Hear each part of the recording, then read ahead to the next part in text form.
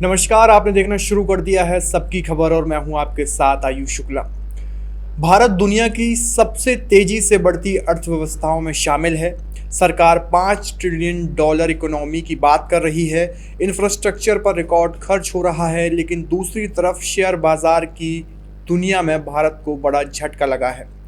पहले ताइवान और अब दक्षिण कोरिया ने भी भारत को पीछे छोड़ दिया है। भारत का स्टॉक मार्केट कैपिटलाइजेशन घटकर $4.84 ट्रिलियन पर रह गया और देश 7वें स्थान पर पहुंच गया। आखिर ऐसा क्या हुआ है कि दुनिया के निवेशकों का पैसा भारत से निकलकर दूसरे देशों में जाने लगा? क्या भारत एआई क्रांति की दौड़ में पिछड़ रहा है और इसका असर आम निवेशक, नौकरियों और देश की अर्थव्यवस्था पर कितना पड़ सकता है? आज की इस खबर में इस पर बात करेंगे।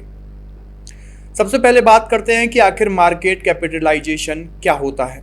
सबसे पहले यह समझना जरूरी है कि मार्केट कैपिटलाइजेशन किसी देश की आर्थिक ताकत का आधिकारिक पैमाना नहीं होता, लेकिन यह बताता है कि दुनिया के निवेशक उस देश की कंपनियों को कितनी कीमत देने के लिए तैयार हैं। अगर किसी शेयर बाजार में सूचीबद्ध सभी कंपनियों की कुल वैल्यू जोड़ दी जाए तो उसे मार्केट कैपिटलाइजेशन कहते हैं। कुछ साल पहले तक भारत ने ब्रिटेन, फ्रांस और कनाडा जैसे विकसित देशों को पीछे छोड़ते हुए दुनिया का 5वां सबसे बड़ा शेयर बाजार बनने का गौरव हासिल किया था, लेकिन अब भारत 7वें स्थान पर पहुंच गया है। यह सिर्फ रैंकिंग का बदलाव नहीं, बल्कि वैश्विक निवेशकों की बदलती प्राथमिकताओं का संकेत है। दुनिया का पैसा वहीं जाता है जहां भविष्य दिखाई देता है। आज दुनिया का भविष्य आर्टिफिशियल इंटेलिजेंस और सेमीकंडक्टर इंडस्ट्री में दिखाई दे रहा है और यही भारत सबसे ज्यादा पिछड़ता नजर आ रहा है। एआई की सुनामी और भारत की अनुपस्थिति वर्तमान समय में दुनिया की सबसे बड़ी आर्थिक कहानी एआई यानी आर्टिफिशियल इंटेलिजेंस है। जिस तरह 1990 के दशक में इंटरनेट ने दुनिया बदल दी थी, उसी तरह एआई अब पूरी वैश्विक अर्थव्यवस्था को बदल रहा है। एआई को चलाने के लिए अत्याधुनिक chips, high bandwidth memory, data centre और सुपर कंप्यूटर इंफ्रास्ट्रक्चर की ज़रूरत होती है। ताइवान और दक्षिण कोरिया इसी क्षेत्र के वैश्विक केंद्र बन चुके हैं। ताइवान की TSMC दुनिया की सबसे बड़ी चिप निर्माता कंपनी है, जबकि दक्षिण कोरिया की सैमसंग और SK Hynix AI memory chips के क्षेत्र में अग्रणी है। एआई की वैश्विक मांग बढ़ने के साथ इन कंपनियों के शेयरों में विस्फोटक तेजी आई है और इनके साथ पूरे देशों के शेयर बाजार ऊपर उठ गए हैं। इसके विपरीत भारत के पास अभी ऐसी कोई कंपनी नहीं है जो वैश्विक एआई सप्लाई चेन में निर्णायक भूमिका निभाती हो। यही कारण है कि एआई पर दांव लगाने वाले वैश्विक निवेशक भारत से दूरी बना रहे हैं। शेयर बाजार में विदेशी संस्थागत निवेशक यानी FII बेहद महत्वपूर्ण भूमिका निभाते हैं। जब वे किसी देश में पैसा लगाते हैं तो बाजार तेजी से पकड़ता है और जब पैसा निकालते हैं तो बाजार दबाव में आ जाता। वर्ष 2026 में विदेशी निवेशक भारतीय बाजार से लगभग $24 अरब निकाल चुके हैं। इसकी सबसे बड़ी वजह यह है कि निवेशकों को फिलहाल भारत की तुलना में एआई आधारित बाजारों से अधिक रिटर्न की संभावना दिखाई दे रही है। इसके अलावा भारतीय शेयर पहले से ही काफ़ी महंगे माने जा रहे थे। जब कंपनियों के मुनाफे अपेक्षा के अनुसार नहीं बढ़े तो निवेशकों ने मुनाफा वसूली शुरू कर दी। परिणाम स्वरूप विदेशी निवेशकों ने भारत से पैसा निकालकर दक्षिण कोरिया, ताइवान और अमेरिका टेक कंपनियों की ओर रुख किया। विदेशी निवेशक केवल शेयरों से होने वाले मुनाफे को नहीं देखते, बल्कि मुद्रा की मजबूती को भी महत्व देते हैं। यदि किसी विदेशी निवेशक को शेयर से 12% का लाभ मिलता है, लेकिन उसी दौरान भारतीय रुपया डॉलर के मुकाबले 8% कमज़ोर हो जाता है, तो उसका वास्तविक लाभ काफ़ी कम हो जाता है। पिछले कुछ महीनों में रुपयों पर लगातार दबाव बना हुआ है। इससे विदेशी निवेशकों को भारत में निवेश कम आकर्षक लगने लगा है। कमज़ोर मुद्रा विदेशी पूंजी के लिए एक अतिरिक्त जोखिम पैदा करती है और यही वजह है कि डॉलर आधारित निवेश कंपनी फिलहाल ज़्यादा पसंद किए जा रहे हैं। भारत दुनिया के सबसे बड़े तेल आयातकों में से एक है। देश अपनी ज़रूरत का अधिकांश कच्चा तेल विदेशों से खरीदता है।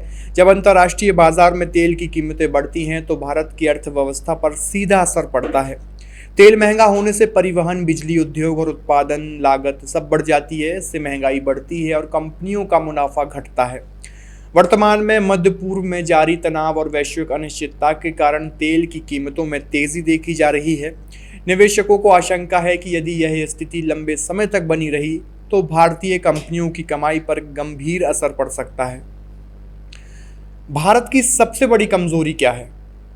विशेषज्ञों का मानना है कि भारत की सबसे बड़ी कमजोरी यह नहीं है कि बाजार गिर रहा है, बल्कि यह है कि भारत के शेयर बाजार में भविष्य की तकनीकों का प्रतिनिधित्व बहुत कम है। भारतीय बाजार में बैंकिंग, वित्तीय सेवाएं, आईटी सर्विसेज, ऑटोमोबाइल और उपभोक्ता कंपनियों का दबदबा है, लेकिन AI, semiconductor, advance chip, high performance computer और डीप टेक्नोलॉजी जैसी भविष्य की इंडस्ट्रीज अभी शुरुआती चरण में है। दुनिया का निवेश वहीं जा रहा है जहां अगली तकनीक क्रांति आकार ले रही है।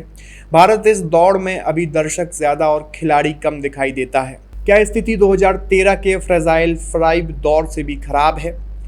कई अंतर्राष्ट्रीय निवेशक मानते हैं कि भारत को लेकर जो उत्साह कुछ साल पहले दिखाई देता था उसमें कमी आई है।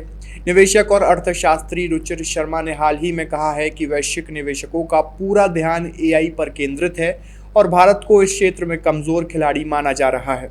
उनका कहना है कि पिछले कुछ वर्षों में विदेशी निवेशकों ने भारतीय बाजार से लगभग 50 अरब डॉलर निकाले हैं और भारत के प्रति ऐसी उदासीनता उन्होंने लंबे समय में नहीं देखी। हालांकि सभी विशेषज्ञ उनकी राय से सहमत नहीं हैं, लेकिन यह जरूर सच है कि वैश्विक पूंजी का बड़ा हिस्सा फिलहाल एआई आधारित कंपनियों की तरफ बह रहा है।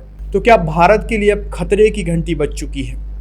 तस्वीर का दूसरा पक्ष भी उतना ही महत्वपूर्ण है। भारत अभी भी दुनिया की सबसे तेजी से बढ़ती अर्थव्यवस्थाओं में शामिल है। देश के पास विशाल घरेलू बाजार, युवा आबादी, बढ़ता मध्यम वर्ग, मजबूत डिजिटल भुगतान प्रणाली, तेजी से विकसित हो रहा इंफ्रास्ट्रक्चर और बड़े पैमाने पर सरकारी निवेश जैसी कई ताकतें हैं। इसलिए केवल शेयर बाजार की रैंकिंग गिरने को आर्थिक संकट नहीं कहा जा सकता, लेकिन यह जरूर माना जा सकता है कि यह एक चेतावनी है कि आने वाले दशक की अर्थव्यवस्था एआई और सेमीकंडक्टर आधारित होगी और भारत को इस क्षेत्र में बहुत तेजी से काम बढ़ाना होगा। भारत 7वें स्थान पर क्यों पहुंचा? इसका जवाब केवल शेयर बाजार में नहीं बल्कि तकनीक की वैश्विक दौड़ में छिपा है। आज दुनिया का पैसा तेल, बैंक और पारंपरिक उद्योगों से ज्यादा एआई चिप्स और डेटा सेंटरों में लग रहा है। ताइवान और दक्षिण कोरिया ने इस अवसर को पकड़ लिया, जबकि भारत अभी अपनी जगह बनाने की कोशिश कर रहा है। सवाल यह नहीं है कि भारत आज 7वें स्थान पर क्यों है, बल्कि असली सवाल यह है कि क्या भारत आने वाले 10 वर्षों में एआई और सेमीकंडक्टर की दुनिया में अपनी मजबूत पहचान बना पाएगा, क्योंकि उसी सवाल का जवाब तय करेगा कि वैश्विक निवेश का अगला बड़ा ठिकाना भारत बनेगा या नहीं। आपकी इस पूरी खबर को लेकर क्या राय है? कमेंट बॉक्स में अपनी प्रतिक्रिया जरूर दीजिए और बने रहिए सबकी खबर के साथ। नमस्कार।